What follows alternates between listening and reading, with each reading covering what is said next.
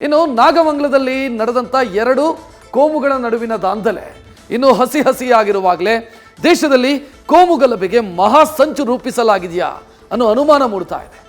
ಸಾಮಾಜಿಕ ಜಾಲತಾಣದಲ್ಲಿ ಹಿಂದೂ ಮುಸಲ್ಮಾನರ ಭಾವನೆಗಳಿಗೆ ಧಕ್ಕೆ ತರುವಂಥ ಕೆಲಸವನ್ನ ಕಿಡಿಗೇಡಿಗಳು ಮಾಡ್ತಾ ಇತ್ತು. ಈ ಬಗ್ಗೆ ಹಿಂದೂ ಜನಜಾಗೃತಿ ಸಮಿತಿ ಪೊಲೀಸರಿಗೆ ದೂರು ಕೊಟ್ಟಿದೆ.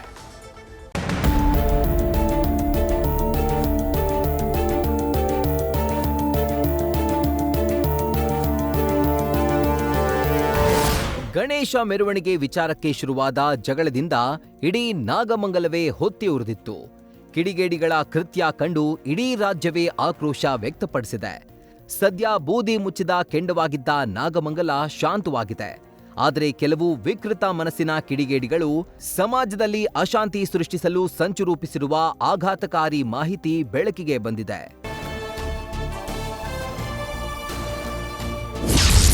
ವಿದೇಶದಲ್ಲಿ ಕುಳಿತು ಭಾರತದಲ್ಲಿ ಕೋಮುಗಲಭೆ ಸೃಷ್ಟಿಗೆ ಪ್ಲಾನ್. ಸಾಮಾಜಿಕ ಜಾಲತಾಣಗಳ ಮೂಲಕ ಶಾಂತಿ ಭಂಗಕ್ಕೆ ಸಂಚು. ಭಾರತದಲ್ಲಿ ಹಿಂದೂ ಮುಸ್ಲಿಮರು ಸಹೋದರರಂತೆ ಅನ್ಯೋನ್ಯವಾಗಿದ್ದಾರೆ. ಆದರೆ ಭಾರತದಲ್ಲಿ ಶಾಂತಿ ಭಂಗಗೊಳಿಸಲು ಕೆಲ ವಿಕೃತ ಮನಸ್ಸುಗಳು ಸಂಚು ರೂಪಿಸುತ್ತಿರೋದು ಬಯಲಾಗಿದೆ. ಸಾಮಾಜಿಕ ಜಾಲತಾಣಗಳ ಮೂಲಕ ಹಿಂದೂ ಮತ್ತು ಮುಸ್ಲಿಮರ ಭಾವನೆಗಳಿಗೆ ಧಕ್ಕೆ ತರುವಂತೆ ಪೋಸ್ಟ್ಗಳನ್ನ ಮಾಡುವ ಮೂಲಕ ಭಾರತದಲ್ಲಿ ಕೋಮುಗಲಭೆ ಸೃಷ್ಟಿಗೆ ಸಂಚು ರೂಪಿಸಿರುವ ಅನುಮಾನ ವ್ಯಕ್ತವಾಗಿದೆ. ಫ್ಯಾಕ್ಟ್ ವೆಡ್ 2 ಮೆಸೇಜ್ ಹೆಸರಿನ ಫೇಸ್ಬುಕ್ ಪೇಜ್ ಮೂಲಕ ಭಾರತದಲ್ಲಿ ಕೋಮುಗಲಭೆಗೆ ಸಂಚು ರೂಪಿಸುತ್ತಿರುವ ಶಂಕೆ ವ್ಯಕ್ತವಾಗಿದೆ. ಪಾಕಿಸ್ತಾನ, ಬಾಂಗ್ಲಾ ಮೂಲದವರೇ ಹೆಚ್ಚು ಫಾಲೋವರ್ಸ್ ಇದ್ದು, ನಿಗೂಢ ವ್ಯಕ್ತಿಗಳು ಒಂದೇ ಕಡೆಯಿಂದ 2 ಖಾತೆಗಳನ್ನ ನಿಯಂತ್ರಿಸುತ್ತಿದ್ದಾರೆ.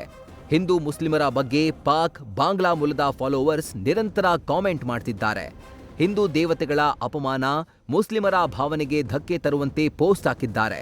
ಈ ಬಗ್ಗೆ ಹಿಂದೂ ಜನಜಾಗೃತಿ ಸಮಿತಿಯವರು ಮಂಗಳೂರು ಪೊಲೀಸರಿಗೆ ದೂರು ನೀಡಿದ್ದು, ಈ ಬಗ್ಗೆ ಗಮನ ಹರಿಸುವಂತೆ ಆಗ್ರಹಿಸಿದ್ದಾರೆ. ಮಂಡ್ಯ ಪ್ರಕರಣಕ್ಕೂ ಮೊದಲೇ ಎಚ್ಚೆತ್ತಿದ್ರ ಚಿಕ್ಕಮಗಳೂರು ಪೊಲೀಸರು. ಚಿಕ್ಕಮಗಳೂರು ಪೊಲೀಸ್ ಇಲಾಖೆ ತೆಗೆದುಕೊಂಡಿರುವ ಅದೊಂದು ನಿರ್ಧಾರ ಎಲ್ಲರ ಗಮನ ಸೆಳೆದಿದೆ. ಅಷ್ಟೇ ಅಲ್ಲ, ರಾಜ್ಯದಲ್ಲಿ ಗಣೇಶ ಮೆರವಣಿಗೆ ಸಂದರ್ಭದಲ್ಲಿ ಪೆಟ್ರೋಲ್ ಬಾಂಬ್ ಎಸೆಯುವ ಮಾಹಿತಿ ಲಭ್ಯವಾಗಿತ್ತಾ ಅನ್ನೋ ಪ್ರಶ್ನೆ ಮೂಡಿದೆ. ಸೆಪ್ಟೆಂಬರ್ 8ರಂದು ಚಿಕ್ಕಮಗಳೂರು ಪೊಲೀಸರು ಪೆಟ್ರೋಲ್ ಬಂಕ್ಗಳಿಗೆ ನೋಟಿಸ್ ನೀಡಿದ್ರು. ಗಣೇಶ ಹಬ್ಬ, ಈದ್ ಮಿಲಾದ್ ಮುಗಿಯುವವರೆಗೂ ಖಾಲಿ ಬಾಟಲಿಗಳಿಗೆ ಪೆಟ್ರೋಲ್ ತುಂಬಿಕೊಡದಂತೆ ನೋಟಿಸ್ ನೀಡಿದ್ದಾರೆ. ಒಂದ್ ವೇಳೆ ಖಾಲಿ ಬಾಟಲಿಗೆ ಪೆಟ್ರೋಲ್ ಹಾಕಿದ್ರೆ ಬಂಕ್ ಮಾಲೀಕರ ವಿರುದ್ಧ ಕ್ರಮ ಕೈಗೊಳ್ಳುವ ಎಚ್ಚರಿಕೆಯನ್ನ ನೀಡಿದ್ದಾರೆ. ನಾಗಮಂಗಲದ ಘಟನೆಯಿಂದ ಇದೀಗ ಚಿಕ್ಕಮಗಳೂರು ಪೊಲೀಸರು ನೀಡಿದ್ದ ನೋಟಿಸ್ ಪ್ರತಿ ವೈರಲ್ ಆಗಿದೆ. ಒಟ್ಟಾರೆ ಸರ್ವ ಜನಾಂಗದ ಶಾಂತಿಯ ತೋಟವಾಗಿರುವ ಕರುನಾಡಿನ ಮೇಲೆ ಅದ್ಯಾವ ಕೆಟ್ಟ ಕಣ್ಣು ಬಿದ್ದಿದ್ಯೋ. ಇನ್ನಾದ್ರೂ ಗುಪ್ತಚರ ಇಲಾಖೆ, ಗೃಹ ಇಲಾಖೆಗಳು ಹದ್ದಿನ ಕಣ್ಣಿಟ್ಟು ಕೆಲಸ ಮಾಡಬೇಕಿದೆ. Kiran, news first, Mangaluru. News first ನಿರ್ಭೀತಿಯಿಂದ ನಿಮ್ಮ ಪರವಾಗಿ.